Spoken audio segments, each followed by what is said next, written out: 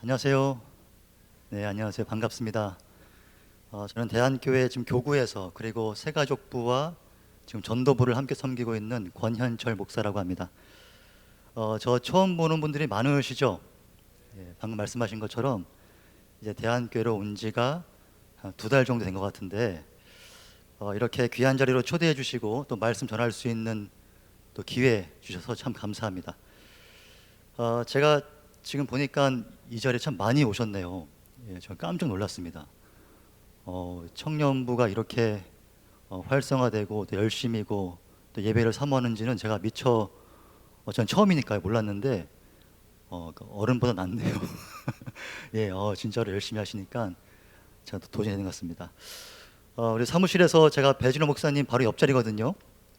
예, 거리적으로는 되게 가까운 사이, 되게 가까운 사이고 제가 참 다른 교회에서도 이 청년부를 담당했던 터라 어디를 가나 이 청년부가 먼저 좀 눈에 보이는 것 같습니다. 어쩔 수 없이. 그래서 제가 이제 목사님께도 많이 이것저것 물어보기도 하고 그랬는데 참 제가 빈말이 아니고 칭찬을 많이 하시더라고요. 예, 가장 제 기억에 남는 말이 착하다. 착하고 다 열심이다. 그래서 그 말이 좀 이해가 됩니다. 이렇게 나오신 거 보니까 사실 요즘 교회 이렇게 쉽지 않은데 목사님께서 목회를 잘하신 거겠지만 또 우리 청년들이 또 열심히신 것 같아서 참 보기가 정말 좋습니다.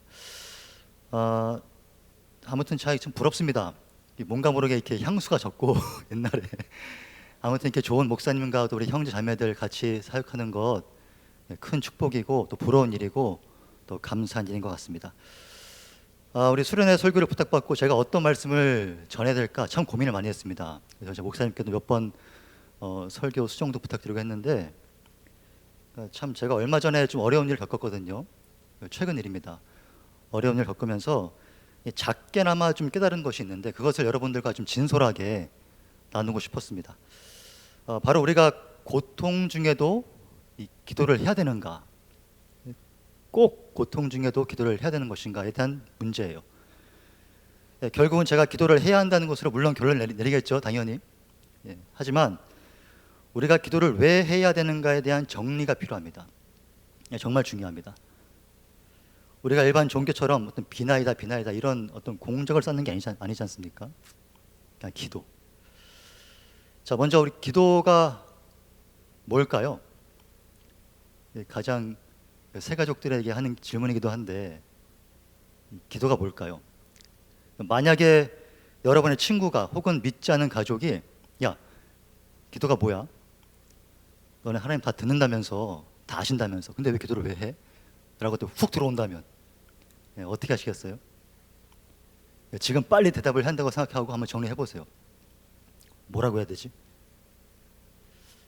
쉽지가 않습니다. 우리의 마음을 드리는 거야. 좋죠.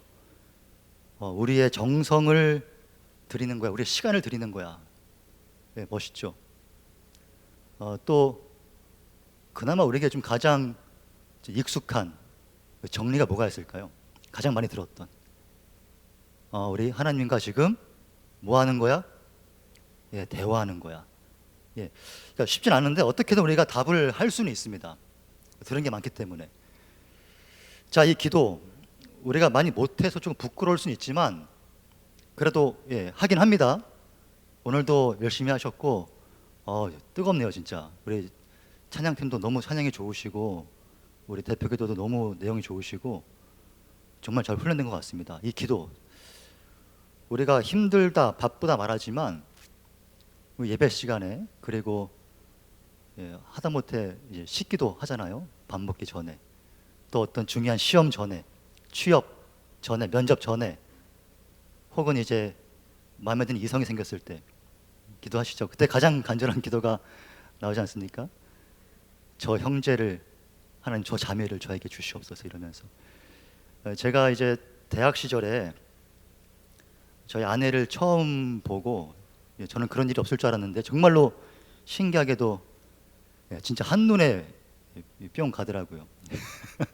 한눈에 진짜 반해가지고 제가 6개월간 진짜 짝사랑하면서 그냥 기도한 적이 있습니다. 하나님 어떻게 할까요? 어떻게 할까요? 기도하다가 저는 나름대로 이제 6개월 지났다고 이제 됐겠지 싶어가지고 이제 막 들이댄 거죠. 제가 이제 00학번인데요. 뭐 믿으실지 모르겠지만 그 당시에는 그래도 이 편지라는 게 있었습니다.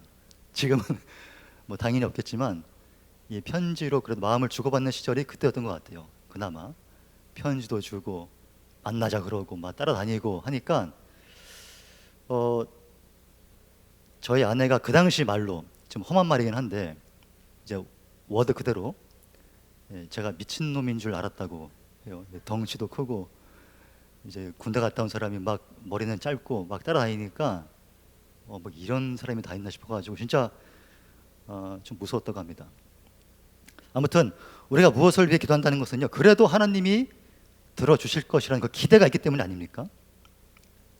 기도가 할 이유가 없겠죠, 아니라면은. 그런데 혹시 이 기도조차 할 수 없는 깊은 절망 가운데 계셔본 적이 있습니까? 정말 깊은 절망, 나락 같은, 정말 앞이 깜깜한, 보이지 않는, 하나님 찾고 싶지도 않고 모르겠고 기도하고 싶지도 않고 그런 현실. 그러니까 어차피 기도해도 안 된다라는 저 밑에 깔려있는 그 뭐 불신이라고 해야 될까요? 아니면 기도해도 안 될 것 같다, 어떤 포기라고 하는 게 맞을지도 모르겠습니다. 불신, 포기. 너무 믿음이 없어 보이긴 합니다만 이 말에 혹시 공감하시는 분들이 있습니까 지금? 내가 옛날에 그랬는데, 아니면 혹시 내가 지금 그런 상태인데, 내가 지금 그런데. 잠깐 다른 얘기를 해볼까요? 여러분은 오늘날 청년들이 사회의 어떤 부분에서 가장 큰 좀 염증을 느낀다고 생각하세요? 염증. 여러분 이야기입니다. 지금 여러분 이야기. 다시 말하면 어떤 부분이 청년의 이 사회 진출, 그리고 결혼, 심지어 앞으로 이 자녀 출산의 문제까지 조금 의욕을 상실하게 만든다고 느끼세요? 어떤 부분에서? 바로 이 사회에 이 정의가 실현되지 않을 때입니다. 공정이 실현되지 않을 때예요. 즉 다시 말하면 어차피 해도 안 될 거다, 안 된다, 난 안 된다라는 어떤 그런 절망을 바라보거나 경험하게 될 때 확 꺾입니다. 반면 아무리 힘들고 어려워도 그만큼 내가 노력한 것에 대한 대가, 결과만 주어진다면, 거기에 대한 정당한 보상이 주어진다면 미친 듯이 몰립니다. 예를 들어 정말 단편적인 얘기긴 한데 공무원이 그렇겠죠. 공무원. 어쨌든 그나마 이 시대에서 학벌, 외모, 또 백 안 보고 뭐 2년 되었던 3년 되었던 아니면 그 이상이 되었던 어떤 고시 같은 거 있지 않습니까? 내가 어떻게든 열심히 노력한 만큼 결과를 얻을 수 있는 것. 공무원 이런 그런 고시 같은 건 정말 단편적인 예이지만 어쨌든 어떤 집단이건 하면 된다라는 그 신뢰, 그것만 주어진다면 미친 듯이 몰립니다. 거기로.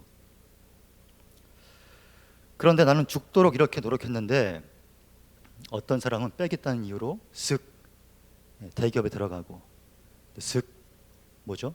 명문대에 들어가고, 또 아무리 큰 잘못을 저질러도 슥 잘 빠지고. 그러니까 최근에도 대기업 총수 관련 재판이 있었죠. 그리고 아동학대 관련 큰 사건도 몇 건 있었습니다. 정말 경악스러웠죠.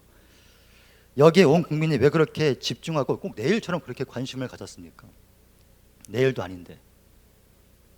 저는 이것이 어떤 단순한 복수심 때문만은 아니라고 생각을 합니다. 결국은 이런 사건 하나하나가 사회의 정의를 투영하기 때문이에요. 그 사건 하나 때문에. 다시 말하면 이 시대상을 보여주는 거울 역할을 한다는 것이죠. 거울. 거기에 상식적으로 납득되는 어떤 판결이나 결과가 나오지 않으면 이상하게 절망스럽습니다. 내일처럼. 와, 그럴 수가 있지. 와, 들었어? 이 시대가 과연 살만한 시대인가에 대한 그 기대가 이입되기 때문이에요. 그 하나 때문에. 그러니까 무엇인가가 상식대로 이루어지지 않으면은 우리는 사회의 염증을 느낍니다. 야, 이거 안 되는구나. 이 사회 안 되는구나. 이러면서 뭔가 의욕이 확 꺾여요. 제가 오늘 한나의 기도를 본문으로 택한 이유가 바로 여기에 있습니다. 깊은, 아주 깊은 절망 가운데 있는 한나. 그런데 그녀는 그 가운데 어떻게 그렇게 기도할 수 있었는가? 기도를 왜 했는가?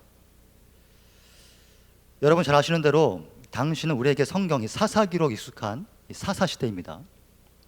질서도 없고 정의도 없고 다 무너져 내린, 죄악이 온 땅에 팽배했던 시대.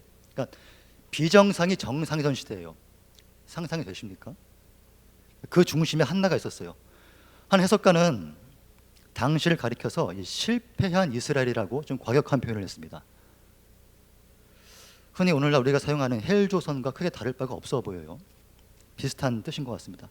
저는 이것을 우리가 좀 해서는 안 될 표현이라 생각하지만, 이 시대를 향한 실망과 아픔에 투영된 또 표현이라 생각할 때 또 막을 수만도 없는 표현이라 생각을 해요. 아무튼 한나 시대의 절망은 오늘과는 비교가 안 될 정도였습니다. 사무엘서의 시작을 보십시오. 이 엘리 제사장이 나오죠. 엘리 제사장. 그 두 아들의 부패한 이야기가 시작됩니다. 부패한 이야기. 사실 이건요, 엄청난 상징성을 갖고 있는 거예요. 재물을 훔치고 성전에서 대낮에 여종을 강간하고. 뭡니까? 그러니까 제사장 집안에서 이 정도였더라면은 당시의 시대의 죄악이 얼마나 팽배했겠는가, 이걸 보여주는 거죠. 바로 그 바로미터가 되는 겁니다.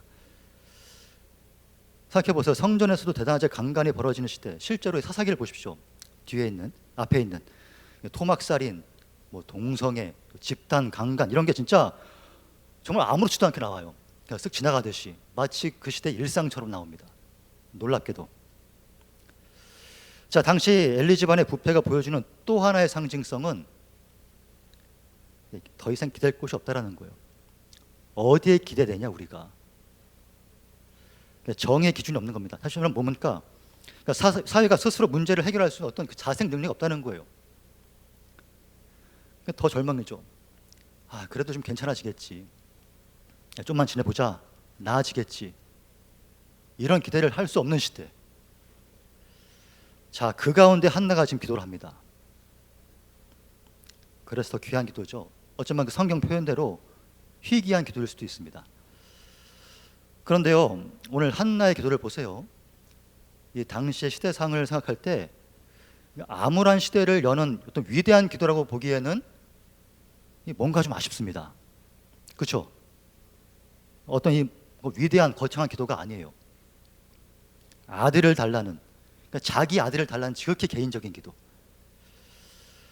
어떻게 생각하십니까? 심지어 이 아들을 주시면 하나님께 바치겠다는 이 서원기도, 사실 멋있게 말해서 서원기도지, 뭔가 이 하나님과 이 딜을 하는 것 같기도 하고요. 뭔가 이렇게 협박하는 것도 아니고, 그러니까 아들 하나 때문에 이렇게 굳이 이렇게까지 해야 되나 싶은 것이 오늘 한나의 기도일 수도 있습니다. 그런데 저는 이 기도가 남의 일처럼 느껴지지가 않는데요. 바로 저희 우리 어머니 때문입니다. 어머니가 이와 똑같은 기도를 하셨거든요. 저를 낳기 위해 기도하셨는데 13년을 기도하셨습니다. 제가 혼자입니다. 13년 기도 끝에 저를 가셨다는 건데, 그러니까 말이 13년이죠. 13년이면 포기할 만도 하지 않을까요? 13년. 그 세월이 어땠을지 가늠조차 안 됩니다. 그런데 문제는 저희 어머니도 이와 똑같은 서원기도를 하셨다는 거예요. 뭐였죠? 서원기도? 아들을 주시면 뭐로 바치겠다고요? 주의 종으로 바치겠다고. 13년씩이나 제 상의도 없이. 제 상의를 좀 했으면 좋았을 텐데. 여러분 제발요, 이 서원기도는 나중에라도 부탁입니다. 함부로 하지 마시기 바랍니다. 진짜로. 나중에 우리 자녀 생기면은 믿음 따라, 내 믿음 따라, 내 결정 따라 그렇게 하지 마시고요. 가능하면 그래도 애들이 뭔가 의사결정을 할 수 있을 때, 말이 통할 때 좀 상의도 해보시고, 괜찮겠어? 한 다음에 해보자 해가지고 해야지. 제발 저 같은 불상사가 없기를 바랍니다. 저는 아버지가 목사님이셨고요. 정말 힘든 목회를 하셨습니다. 정말 두 눈 뜨고 보기 힘들 정도로 힘든 목회를 하셨는데, 그래서 저는 정말 이 목사가 안 되려고 발버둥 쳤던 사람입니다. 정말 끝까지. 대학도 인문과는 거리가 먼 공대를 갔어요. 컴퓨터학과를 전공했는데 아무튼 그 뒤에 직장 생활도 목회와는 전혀 관계가 없는 일이었습니다. 한 6년 정도 직장 생활하면서 그렇게 나쁘지 않았어요. 정말 이 사회가 좋았습니다. 저처럼 이 세속에 물든 사람이 있을까 싶은데 지금도 가끔 내가 지금 여기서 뭐 하고 있지 이런 좀 이렇게 현타가 올 때가 있어요. 내가 지금 꿈꾸고 있는 것 같기도 하고. 아무튼 당시 하나님이 제 삶에 개입하기 시작하시는데 진짜 무섭더라고요. 진짜 무섭더라고요. 나중에는 아내가 무서워서 이제는 여보 순종하는 게 맞는 것 같아.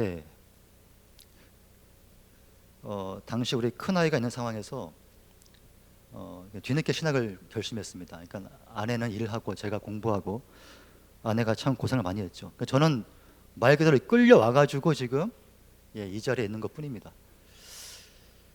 아무튼 저희 어머니가 이 한나의 기도를 따른 것인지는 알 수 없지만 오늘 본문의 한나 시대적으로 지금과는 비교할 수 없는 절박함 가운데 있었습니다.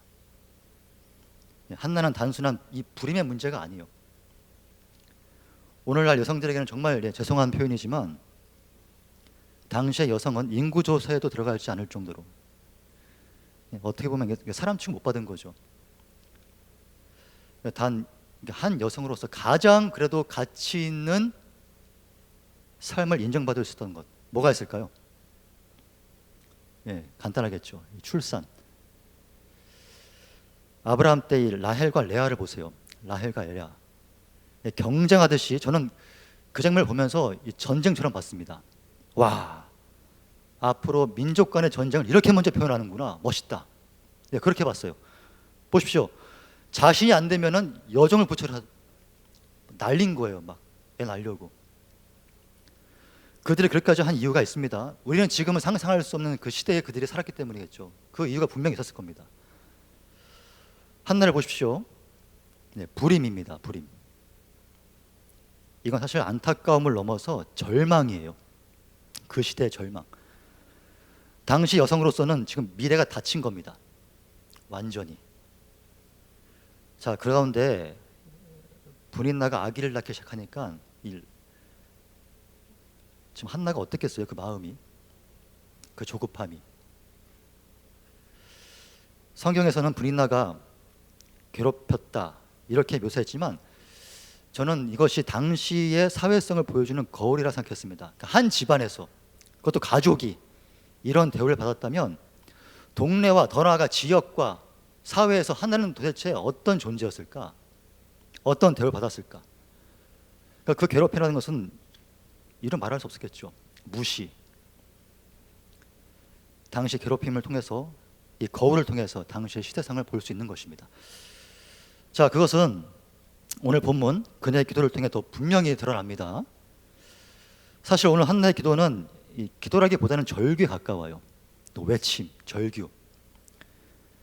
우리가 시편에서는 애가라고도 하는데 울면서 부르짖는 기도. 오늘 본문 10절을 보면요, 그 기도의 시작이 나오는데 기도하고 뭐하죠? 통곡한다. 막 울부짖는 거예요. 이어서 11절 뭐라고 부르짖습니까? 여종의 고통을 돌보시고 나를 기억하사 주의 여종을 잊지 마소서. 보십시오. 이걸 단순히 임신을 원하는 기도라고 볼 수 있을까요? 그럴 수 있을까요? 마치 지금 죽음을 눈앞에 둔 사람의 절규에 가깝습니다. 하나님, 나를 좀 돌보시고 기억하시고 잊지 마소서. 나 좀 살려주세요. 이거예요 지금. 이건 지금 단순히 아들을 달라는 기도가 아니죠. 거리가 멀어 보입니다. 이건 살려달라는 기도예요. 하나님, 나 죽을 것 같아요. 나 이 시대에서 죽을 것 같아요. 하나님, 다 아시잖아요. 나를 좀 돌보시고 기억하사 잊지 마소서. 자, 우리가 처음 이 기도를 아들을 주시면은 하나님께 바치겠다는 어떤 하나님과 딜을 하는 기도쯤으로 봤는데 11절 한번 띄워주시겠어요? 오늘 본문이었는데 11절 한번 다시 한 번 더 같이 읽어보겠습니다. 11절 시작. 선하여 이르되 만군의 여호와여, 만일 주의 여종의 고통을 돌보시고 나를 기억하사 주의 여종을 잊지 아니하시고 주의 여종에게 아들을 주시면 내가 그의 평생에 그를 여호와께 드리고 삭도를 그의 머리에 대지 아니하겠나이다. 아멘. 감사합니다. 잘 보세요. 이 한 절에 여종이란 말이 몇 번 나왔죠? 기억하십니까? 3번 반복합니다. 3번. 이건 지금 하나님께 딜을 하는 기도가 아니죠. 보세요. 주종의 관계를 분명히 하고 있습니다.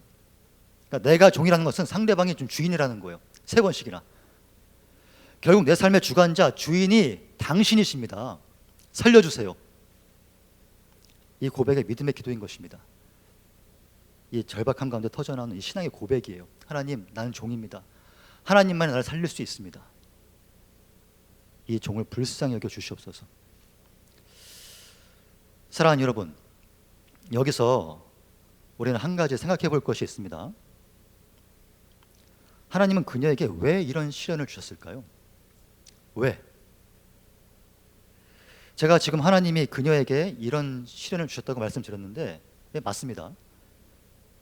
사실이 그래요. 하나님이 주신 시련이기 때문이에요. 불임의 이유가 지금 하나님께 있습니다. 오늘 본문의 앞인 우리가 읽지 않았지만 1장 6절 한번 띄워주시겠습니까? 1장 6절. 우리 한번 1장 6절. 없으면요, 제가 읽어드리겠습니다. 감사합니다. 여기 보면요, 이 불임의 이유가 왜 하나님께 있는지가 명확해집니다. 하나님께 왜 이렇게 한나가 절규하지? 이 부분을 이해가 될 거예요. 한번 같이 읽어보겠습니다. 한글만 시작. 여호와께서 그에게 임신하지 못하게 하심으로 그의 적수인 분인나가 그를 심히 격분하게 하여 괴롭게 하니라. 자, 계속 띄워주시고요. 보십시오. 그녀의 지금 건강 문제도 아니고 다른 이유가 아니라 하나님이 막으셨대요. 직접 하나님 막으셨대요. 자, 아까 이거 한번 띄워주시면요, 영어 성경 보면요 더 명확해집니다. 한번 띄워주시겠습니까? 영어 성경. 한번 읽어보시겠어요? 제가 발음이 안 좋아서 그런데 한번 앞부분만 읽겠습니다. And because the Lord had closed her. 이게 뭘까요? 빨간 글씨. 좀 생소한 단어죠. 잘 안 쓰는 단어입니다. 이게 좀 생소할 수 있는데 자궁이에요. 자궁. 명확하게 자궁이라고 딱 넣어놨습니다. 사실 의학용어로 자궁은 따로 있습니다. 둘 다 자궁을 의미하는데 여기 하나님이 태를 막으셨다 사용한 이거는 뭔가 생명의 근원을 말할 때 쓰는 단어예요. 생명의 근원. 하나님이 그녀의 지금 자궁을 닫으셨다, 막으셨다 이겁니다. 하나님이 직접. 좀 절망스럽겠죠. 됐습니다. 감사합니다. 그것도 5절과 6절에서 2번이나 반복합니다. 2번이나. 이렇게 구체적으로도 막으실 수가 있을까요? 인간에게, 세상에. 우리가 보통 현실의 어려움을 해결하기 위해 하나님께 기도하는데 보십시오. 하나님이 친히 막으신 상황이라면 이것처럼 기도할 필요가 있겠습니까? 하나님 위에 다른 누가 있는 것도 아니고 이제 누구한테 기도해야 됩니까? 절망이죠. 정말 절망이죠. 만약 우리의 진학, 직장, 또 결혼 문제까지 하나님이 직접 막으셨다 생각해 보세요. 너 그거 안 돼. 내가 막았어. 자, 그 음성 들었다면 살고 싶겠습니까? 의욕이 생기겠어요? 그러니까 아무리 밟으면 쳐도 안 되는 거예요. 희망이 없는 거예요. 자, 가족 중에 환자가 있다면 우리가 기도해야 되는데 하나님 막으신 거라면 어떻게 하시겠습니까? 자, 이겁니다. 혹자는 한나가 이런 징계를 받은 것에는 이유가 있다고 말을 합니다. 성경 해석가 중에 실제로 이 본문을 그렇게 푸는 경우가 참 많습니다. 우리가 보통 삶에 문제가 생길 때 그것을 이 죄의 문제와 연결시키는 것과 마찬가지겠죠. 기도해봐. 야, 회개해봐. 뭐가 있겠지. 이유가 있겠지. 자, 이거 우리 가운데 정말 조심해야 됩니다. 정말 조심하셔야 됩니다. 위로한답시고 혹은 내가 좀 겪어봤다고 뭐 다 아는 것 마냥 이제 함부로 그렇게 무심턱 던지는 그 한마디에 상대방이 어떤 상처를 받을지를 잘 생각해 보셔야 돼요. 오늘 본문의 한나 가족이 그럴 수도 있었겠죠. 혹자들은 이겁니다. 한나의 남편 엘가나가 문제라는 거예요. 남편 엘가나. 예, 또 남자가 문제라면 우리 자매님들 또 예, 좀 기분이 또 그래 좀 풀리시십니까 이게?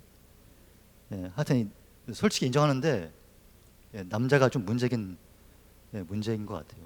그러니까 나중에 겪으시겠지만 어쨌든 아내 여자 말 들어서 손해 볼 건 없습니다.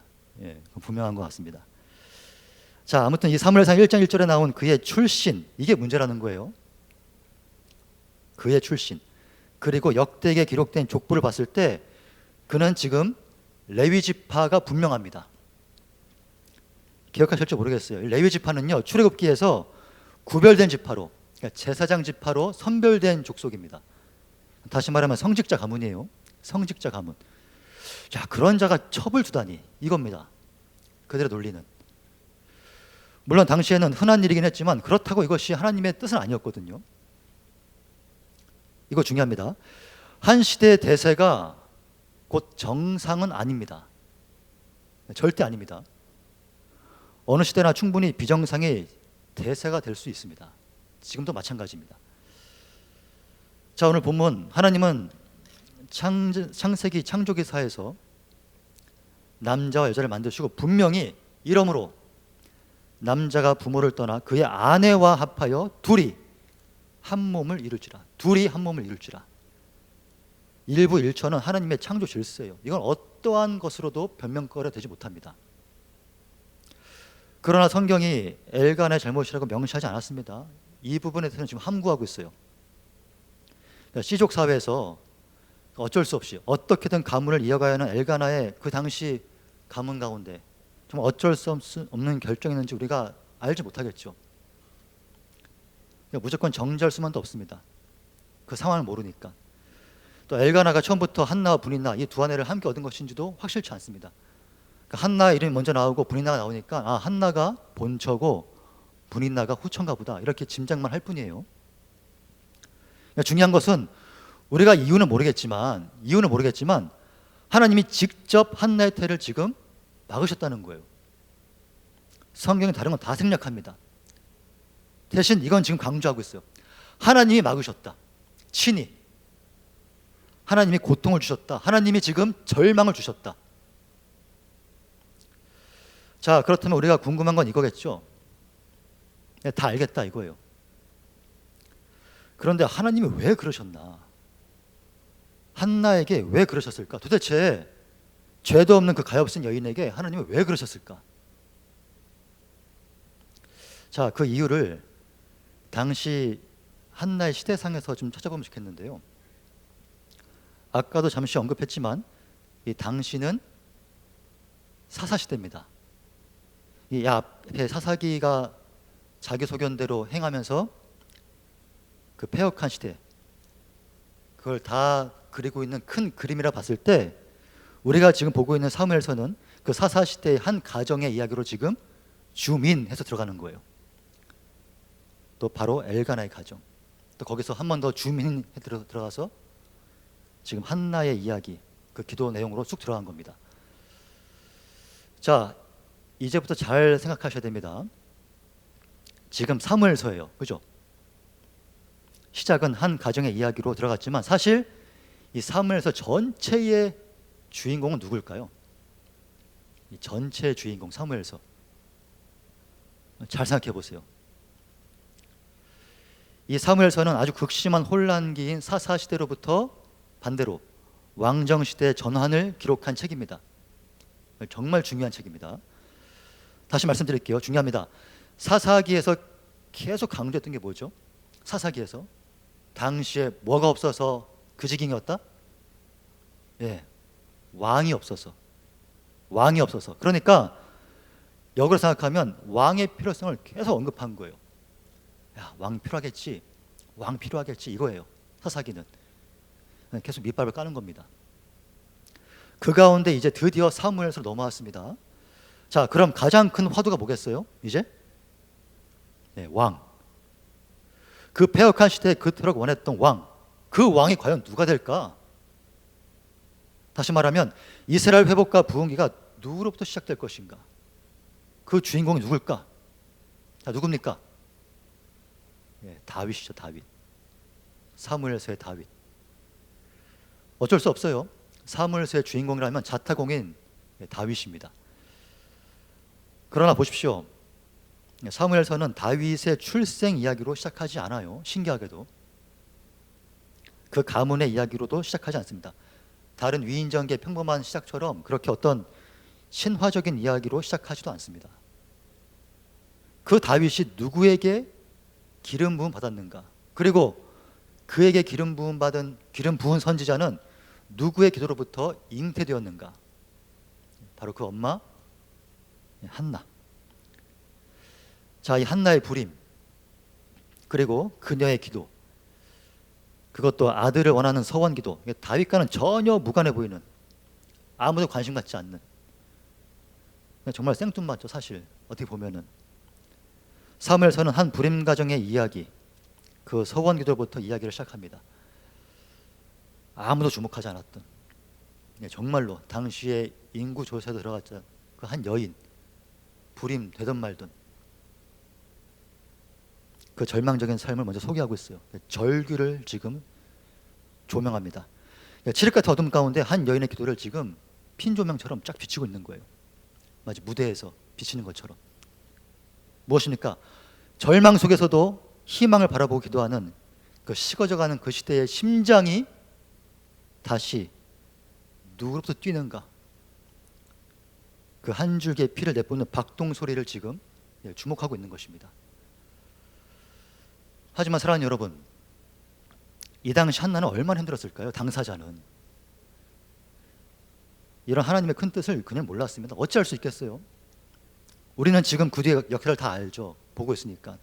그녀가 앞으로 사무엘을 낳고 그를 통해 다윗 왕이 세워지고 또 그 다윗 왕을 통해 이스라엘뿐만 아니라 온 인류를 구하실 메시아가 탄생하는, 그 모든 장엄한 역사를 다 알기 때문에 야, 이것이 하나님의 뜻이다, 하나님의 은혜다, 정말 감사하다 고백할 수 있지만, 당시 한나는 그게 아니란 말이에요. 단지 하나님이 태를 막으신, 희망도 미래도 없는 그런 여인이었다, 이 말입니다. 자, 그런데 한나는 지금 기도했어요. 그 가운데 기도했어요. 우리는 오늘 그 지극히 개인적인 기도에 집중해야 됩니다. 제가 오늘 한나의 기도를 여러분에게 소개하는 이유가 바로 여기에 있습니다. 그런데도 한나는 그 가운데 기도했어요. 그 가운데도. 혹시 이런 말씀 들어보셨어요? 야고보서 1장 12절 말씀, 유명한 말씀인데 제가 읽어드리겠습니다. 사람이 시험 받을 때에 내가 하나님께 시험을 받는다 하지 말지니 하나님은 악에게 시험 받지도 아니하시고 친히 아무도 시험하지 아니하신다. 아멘. 자, 여러분은 이 말씀 어떻게 생각하십니까? 정말 힘이 되고 또 위로가 되는 말씀이죠. 아, 하나님은 그래, 역시 우리를 시험하지 않으셔. 그렇구나. 그런데 여러분, 하나님은 분명히 우리를 시험하십니다. 시험하세요. 이스라엘 백성 40년 광야 생애를 기억해 보세요. 매일매일이 시험이고 연단이었습니다. 심지어 먹는 것도 시험이었어요. 만나. 하루에 딱 먹을 양을 정해주셨죠. 그 이상 못 걷게 하셨습니다. 그 긴 역사 볼 필요도 없습니다. 지금 우리의 삶 보세요. 내 삶. 하나님이 정말 시험하지 않는다고 고백할 수 있습니까? 하나님 한 번도 시험하지 않으셨습니다. 제가 아까 사회생활 중에 하나님이 깊이 개입하신, 제 삶에 무섭게 개입하신 일을 말씀드렸는데, 정말 저는요, 죄송한 표현이지만 정말 전 죽기보다 싫었던 이 목회의 길인데, 정말 하나님이 마지막에 뭐랄까요, 목숨까지도 어떻게 하실 것 같아서 당시 저희 아내가 고백한 것이 그겁니다. 여보, 혹시 우리 아들까지 건드시면 어떡하지? 이 말에 제가 손들고 항복했습니다. 대단한 어떤 소명의식 갖고, 아, 내가 하나님께 어떻게 쓰임받고 싶다, 내가 이 교회를 어떻게 하고 싶다, 이런 뭐 비전도 꿈도 전혀 없었어요. 사실 우리에게 매일매일 테스트입니다. 취업의 문이 계속 닫힙니다. 막힙니다. 중요한 자격시험이 자꾸 떨어집니다. 또 결혼의 문이 막히는 것 같습니다. 우리 청년들에게는 당연히 없겠지만 이제 앞으로 우리 요즘 부부들, 젊은 부부들 임신 문제로 고통당하는 가정이 정말 많습니다. 예. 제가 예전에 사역했던 교회까지 합해서 지금 제가 기도하고 있는 가정만 해도 몇 가정인지 헤아릴 수가 없어요. 어떻게 생각하십니까? 이 상황에 대해서. 혹은 가족 중에 중환자가 생겼습니다. 심지어 죽었습니다. 예수를 믿지 않는 가족이 있습니다. 그 가족이 나의 신앙생활을 핍박합니다. 어떻게 생각하십니까? 사람이 시험 받을 때에 내가 하나님께 시험 받는다 하지 말지니 하나님은 악에게 시험을 받지도 아니하시고 친히 아무도 시험하지 않으신다. 하나님은 시험하지 않는다고 했으니까 전부 지금 마귀가 주는 시험입니까? 다시 본문으로 돌아와서요. 지금 한나의 상황은 어떻게 보이십니까? 그리고 혹시 지금 어떤 어려움에 처한 분이 있다면 그 문제를 지금 가만히 생각해 보세요. 도대체 나한테 왜 그러시지? 하나님이 나한테 왜? 저는 결혼 반지를 끼지 않는데요. 좀 충격적이죠. 끼기 싫습니다. 저 뒤에 저희 아내가 있는데 아마 이를 갈고 있을 거예요. 물론 이 결혼 반지가 가지고 있는 상징적인 의미가 있지만 제가 이 손에 뭔가 끼고 있는 것 자체가 정말 불편합니다. 그래서 저는 시계도 없어요. 제가 목산수 받을 때 저희 장모님이 시계도 해주셨는데 안 합니다. 저희 처가댁에서는 제가 아주 죽을 놈이겠죠. 시계도 안 하고 결혼 반지도 안 끼고. 근데 저는 정말 이게 못하겠더라고, 불편해가지고. 그래서 이 기존 결혼 반지가 너무 크고 불편해가지고요. 이거를 녹여서 내가 해봐야지. 그래서 정말 심플한 걸로 바꿨는데 그것도 못 끼겠더라고요. 그래서 안 낍니다. 저희 아내가 지금 저쪽 뭔가 그늘이 져 있네요, 저쪽에. 아마 속으로 엄청 일을 갈 거예요. 돈 들여서 또 그걸 바꿨는데 또 안 끼고 엄마가 해준 시계도 안 차고. 그래서 지금은 저희 아내와 제가 같이 안 낍니다. 서로 안 끼는데 저도 안 끼고 아내도 안 끼고. 지금 커플링 하고 있는 분들 계시죠? 정말 대단합니다. 저는 진짜 못 끼겠던데 우리 형제들은 정말 기쁜 마음으로 끼십니까? 이 사랑의 증표 너무 소중해 이러면서 끼십니까? 전 잘 못 끼겠던데. 자, 제가 끼지 않는 이유는 정말 말 그대로 불편해서입니다. 하지만 만일 제가 정말 총각 행색을 하려고 한다든가 다른 마음 품기 원했다면요, 저는 이 결혼 반지 오히려 빼지 못했을 것 같아요. 특히 아내 앞에서는요 찔려서 더 빼지 못했을 것 같습니다. 오히려 뺐다가도 끼고 들어갈 것 같아요. 어떤 느낌인지 아시겠죠? 무슨 말씀인지. 그때는 이 반지 자체가 저에게는 정말 큰 시험거리가 될 겁니다. 이거 왜 있어가지고 낄 수도 없고 뺄 수도 없고. 하지만 이 반지 본래의 의미 자체는 정말 아름다운 것이죠. 사랑의 증표가 아니겠습니까? 보십시오. 내가 이것을 지금 시험거리로 보느냐 아니면 사랑의 증표로 보느냐는 나한테 달렸습니다. 나한테 다른 사람이 아니고. 내가 이 반지를 어떻게 보느냐에 달려있어요. 사랑하는 여러분, 마찬가지입니다. 우리가 어떤 문제를 바라보기 전에 하나님은 과연 어떤 분이신가를 먼저 생각해야 됩니다. 하나님은 누구실까? 하나님은 좋으신 분입니다. 정말 좋으신 분입니다. 그리고 모든 관계의 시작은요 그분으로부터 시작됐어요. 하나님이 나를 먼저 불러주셨고, 그분이 나를 먼저 기다려주셨고, 그분이 먼저 나를 만나주셨고, 또 그분이 먼저 나를 구원해 주셨습니다. 나를 향한 하나님의 마음은요 언제나 사랑에서 시작합니다. 사랑이에요. 그것을 어떻게 증명할 수 있습니까? 하나님의 사랑을. 나를 위해 독생자 예수 그리스도까지 죽이신 그 사랑. 그 외에 어떤 더 큰 증표를 구할 수 있겠습니까? 우리가 가끔 답답한 마음에 저도 그랬습니다. 하나님께 자꾸 무슨 증표를 구하고 답을 달라고 그러고 하나님 맞습니까? 이러고 나와 함께 있는 게 정말 맞습니까? 날 버리신 겁니까? 막 이렇게 막 성질을 내기도 하는데, 나 하나 때문에 독생자 예수 그리스도를 죽이신 그분께 더 이상 무슨 더 큰 증표를 구해야 되는 거죠, 우리가? 이 전제, 이 신뢰, 이것이 우리에게 먼저 있어야 됩니다. 그 안에 우리의 문제를 바로 볼 수가 있습니다. 이 전제를 가지고요, 다시 야고보서 말씀 보면 좋겠어요. 제가 읽어드리겠습니다. 사람이 시험 받을 때에 내가 하나님께 시험 받는다 하지 말지니, 그런 말 하지 말라 이거예요. 그런 말 가치도 없다 이겁니다. 하나님은 악에게 시험 받지도 아니하시고 친히 아무도 시험하지 아니하신다. 우리에게 시험 분명히 있습니다. 그러나 이 말씀은요, 하나님의 마음을 오해하지 말라 이거예요. 오해하지 말라. 그래, 내가 준 고통이다, 내가 준 시험이다, 맞아. 그런데 현철아, 너 내 진짜 마음 알지? 내 사랑 알지? 나 오해하는 거 아니지? 이 하나님 마음을 읽을 수 있어야 한다 이 말입니다. 사람이 시험 받을 때에 내가 하나님께 시험 받는다 하지 말지니, 그러니까 하나님께 오해하지 말라 이거예요. 그럴 가치가 없다. 이 관점으로 오늘 한나의 상황을 다시 보시기 바랍니다.